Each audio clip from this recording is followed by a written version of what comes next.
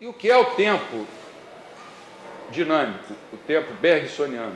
É um fluxo contínuo e dinâmico de novas experiências. Esse fluxo não está no tempo, quer dizer, naquela reta, naquele eixo do tempo. Ele é o próprio tempo.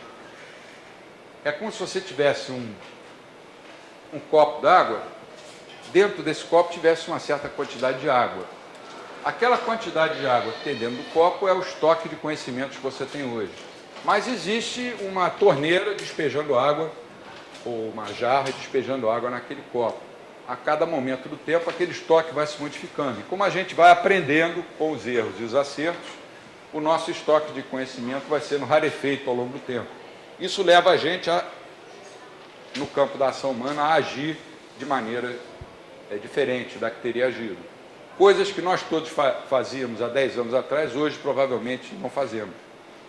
Que aprendemos com esse fluxo do tempo. Coisas que hoje nós fazemos, provavelmente há 10 anos atrás, nós vamos repetir ou então não vamos fazer mais. A heterogeneidade. Cada ponto agora passa a ser novo. Por quê? Por meio da memória, ele está ligado aos pontos anteriores do tempo. A memória, além de ligar o passado ao presente, torna cada instante do tempo diferente de todos os outros. Cada instante da nossa vida é completamente diferente dos outros. Mesmo que a gente esteja sentado na mesma posição, o Christian, por exemplo, já escreveu 2 palavras desde que eu falei isso.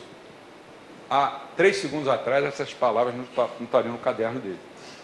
Mesmo quando um fenômeno acontece exatamente, entre aspas, como foi previsto, na hora em que ele for vivenciado, experimentado, vivido, ele não vai acontecer como você imaginou. Por exemplo, imagina que você vai ter uma entrevista para conseguir um novo emprego na segunda-feira. Aí você imagina que vai chegar numa sala, que vai ter um tapete cinza, uma persiana, uma secretária vai te receber, vai perguntar se você quer água, quer café, você vai esperar uns 10 minutos, vai fazer entrevista lá com a pessoa que você marcou e vai conseguir o emprego. Isso é o que você pensa hoje. Aí você vai lá na segunda-feira. Quando você chega lá, só dando um exemplo, a sala não tem tapete, não é persiana, é uma cortina, não é uma secretária, é um secretário, e a pessoa que te atendeu vai te dar o emprego. Então aconteceu o que você estava prevendo, eu vou conseguir um emprego, você conseguiu. Mas na hora que você foi lá, que as coisas aconteceram, é impossível que elas aconteçam da maneira como a gente imagina hoje. Por quê? Quando se faz a previsão, o ponto de vista necessariamente é diferente daquele ponto de vista de quando o fenômeno está acontecendo. Porque a memória, quando incorpora a previsão, muda a perspectiva do agente. Esse livro que eu indiquei ainda há pouco é um livro maravilhoso. E se encaixa perfeitamente na praxeologia e na teoria do conhecimento hayekiano. Agora vem a terceira característica, a continuidade dinâmica. Eu acho que a maneira mais fácil é uma analogia com a música. Na música, eu estudei música quando eu era mais jovem, a gente aprende que o tempo tem uma estrutura dinâmica, tem uma memória e tem uma antecipação. Isso não vale só para a música, claro. Que os economistas gostam de chamar de expectativa. Então o tempo tem uma estrutura dinâmica, memória e antecipação. Essa memória, essa antecipação ou expectativa geram a continuidade dinâmica, em que cada instante do tempo não é independente nem pode ser isolado dos outros. E aí, já indo para a nossa finalidade, que é entender bem o processo de mercado, é essa continuidade dinâmica que é a própria essência, a própria natureza, a característica principal do processo de mercado. Vamos imaginar que nós agora vamos ouvir uma música que nós nunca ouvimos. E eu vou colocar essa música em 3 trechos aí. Então, nesse momento, nós não ouvimos a música é desconhecida, o nosso estoque de conhecimentos é 0. Então, eu vou botar a primeira parte.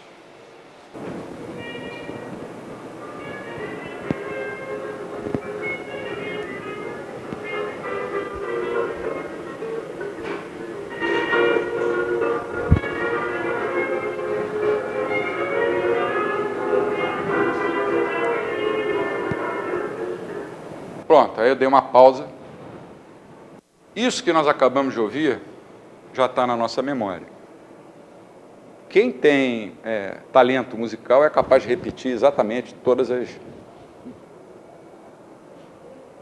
as notas que acabaram de ouvir. Eu conheci o maestro, fui aluno dele, que ele foi assistir um filme em uma ocasião, assistiu o filme, gostou da trilha sonora do filme, quando chegou em casa escreveu tudo na partitura e estava igualzinho. Outros não. Mas o exemplo que eu estou dando para a música vale para, claro, para qualquer fenômeno de mercado. Então agora a sua memória é isso. E a expectativa, e a antecipação? Como vai continuar essa música? Eu vou colocar de novo a primeira parte e vou emendar com a segunda.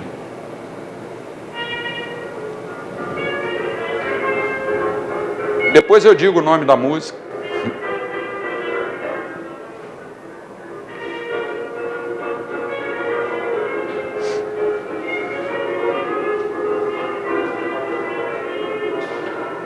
Agora, vamos para a economia. Quem conseguir antecipar o futuro vai ganhar, vai ter lucros. Como é que ele continua? Mas que mulher indigesta, merece um tijolo na peça.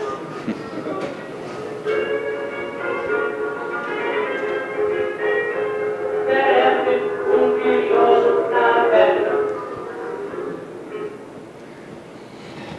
Agora, a nossa memória já é formada por essas duas partes. O nosso conhecimento já se modificou. Já não está tão mais difícil antecipar o futuro. Mas se você tentar antecipar, certamente você vai cometer erros. A não ser naquelas músicas repetitivas, né, que ficam o tempo inteiro. Vamos botar só a terceira parte para ver como ele termina. Essa voz é do Noel Rosa, eu peguei uma música bem antiga, porque ninguém conhece, que ele fez, dizem, para a sogra dele. Como é que ele continua? E quando se manifesta, o que merece é então a coisa. Ela é mais indigesta do que prato de salada e pepino à meia-noite. Pronto. A gente, às vezes, brincando, né? Brincando, a gente aprende, entende melhor do que falando com ar, assim, circunspecto. Essa experiência de acumular memória e de que, à medida que o tempo vai passando, você deixar a sua memória se alterar e mudar as suas expectativas quanto ao futuro, é a própria essência da economia, não só da economia, da nossa vida. Da nossa vida. Não vale só para a economia, isso vale para a vida inteira. Para todos os ramos da nossa vida. O tempo é uma coisa contínua e dinâmica. Repetindo, o tempo é um fluxo permanente de novas experiências, permanente e contínuo de novas experiências. O tempo é isso, o tempo não está nisso. Quer dizer, esse fluxo permanente e contínuo de experiências novas não estão em nenhum ponto de nenhum eixo newtoniano. Eles são o tempo. Esse é o conceito de tempo real, ou tempo dinâmico, ou tempo austríaco, ou la durée, como dizia o Bergson. E a eficácia causal é uma decorrência da heterogeneidade. O simples passar do tempo é uma fonte permanente de novidades. Por quê? Porque a memória, como ela vai alterando as expectativas, o tempo passa a ser criativo e os mercados a serem vistos como processos de descoberta. Esse crescimento do conhecimento que se manifesta através das descobertas é a força endógena que movimenta o sistema econômico sem parar. Quem tem mais conhecimento, a gente vai ver características do conhecimento ainda nessa primeira fase. Quem tem um conhecimento melhor ou mais apurado pode, no processo de agir, tomar decisões mais corretas do que quem não tem esse conhecimento. E mesmo que duas pessoas tenham o mesmíssimo grau de conhecimento, como elas são indivíduos, é o individualismo metodológico, cada uma delas vai agir, talvez, de uma forma diferente que a outra iria agir. Eu não entendi direito essa questão da eficácia causal, porque dá a entender que é uma relação de causa e consequência. E aí ele entraria, de certa forma, justamente em contraponto com essa questão da praxeologia, de você não ficar atrelado a essa relação de causa e consequência e, na verdade, você tomar as decisões, de certa forma, independentemente,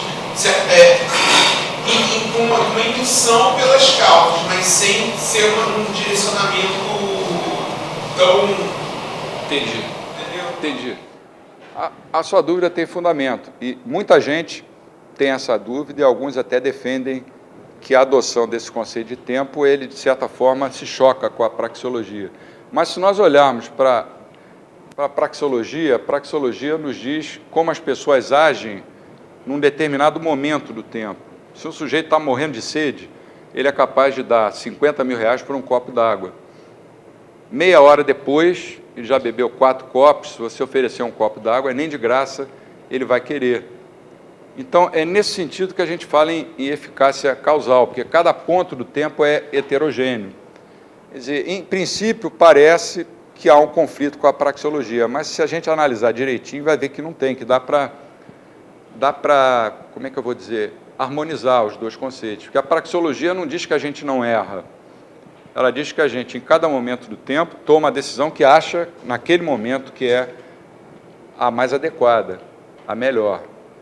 E, com certeza, o conceito de tempo dinâmico se aplica muito mais à praxeologia do que o conceito de tempo estático. Por exemplo, um economista que usa praxeologia jamais vai usar uma curva de demanda, uma curva de oferta ou qualquer gráfico, porque ele sabe que aquilo não existe, porque aquilo é baseado no conceito de tempo newtoniano. Não sei se eu ajudei a responder a tua pergunta, ou se...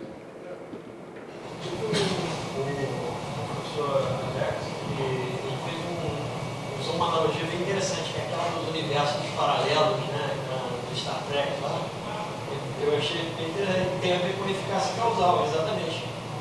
Você não tem uma linha de tempo, você tem infinitas linhas de tempo. Podem ter infinitos, pode ter outcomes, né? Eu acho que é aí que entra a eficácia, pelo que eu entendi, é aí que entra a eficácia causal.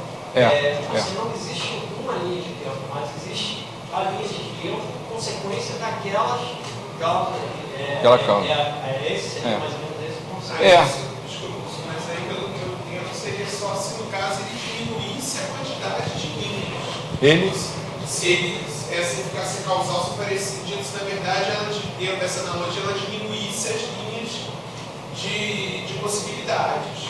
Seria isso? A eficácia causal faz com que determinadas causas influiriam num sujeito de modo que ele diminuiria o número de escolhas que ele teria dentro daquelas causas. Porque com o tempo ele vai aprendendo que certas escolhas não seriam boas. Sim. Mas aí, no decorrer do tempo, podem aparecer novas escolhas que ele ainda não avaliou se são boas ou não. Quer dizer, é como dizia o Hayek, a economia é a cataláctica, né? É como se fosse um universo. Nenhum de nós é capaz de saber o que está acontecendo no universo agora. Algum meteorito deve estar se chocando com algum asteroide em algum lugar da galáxia número 5.320.000. Como é que a gente vai saber isso agora? Pode ser que algum dia a gente tenha conhecimento disso. Mas essa tua dúvida, Bernardo, é pertinente e ela é, inclusive, objeto de algumas controvérsias entre economistas austríacos. Fica aqui feito o registro. Eu estou pensando com o professor Fábio Barbieri, fazer um livro tentando harmonizar os austríacos. Nós somos tão pequenos, por que vamos brigar? Pelo menos externamente, vamos mostrar a união. E a roupa suja, que não é tão suja assim, a gente lava dentro de casa.